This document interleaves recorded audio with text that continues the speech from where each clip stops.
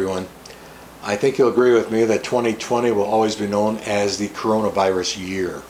And in the future, we'll be talking about what life was like pre-coronavirus as well as post-coronavirus.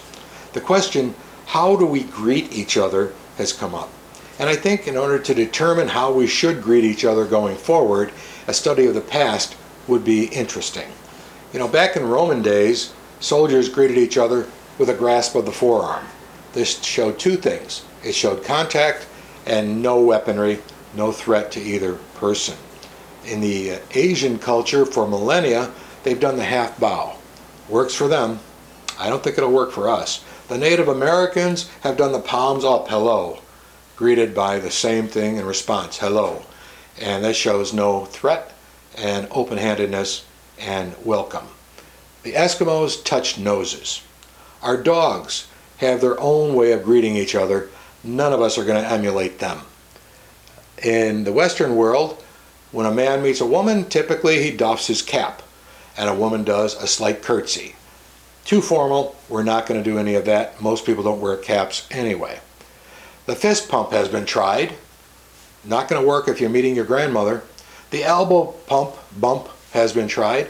Too uncomfortable, too unnatural. Most of us aren't going to use that one either. The more recent military salute, a salute to the cap, 1933 Germany, a 45-degree straight arm. We're not going to do either of those either, my friends. In European and Muslim countries, it's customary to greet someone with a kiss on both cheeks. Can't be done in the current coronavirus situation and will definitely not be used going forward. The wave from afar has always been good and will always be good as long as you're 3 or 4 feet away from somebody. A wave from afar doesn't make any sense at all. Currently, we use the right hand to shake hands with someone. Why the right hand? Because it shows that no weapon is being held. It's a throwback to Roman times and medieval times. It's also a way of making physical contact that's non-threatening, that's non-facial, just a nice handshake. Used to be, not now, and is not going to be in the future. So what should we do? Well, I ask you, when you hear the national anthem, what's the first thing you do? Instinctively, a hand to the heart. Why not use that as a greeting? Hello, how are you?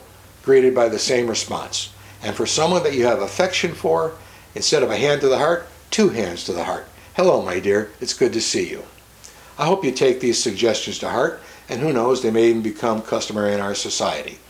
Until we get out of the current coronavirus situation, stay home, stay healthy, and stay hopeful.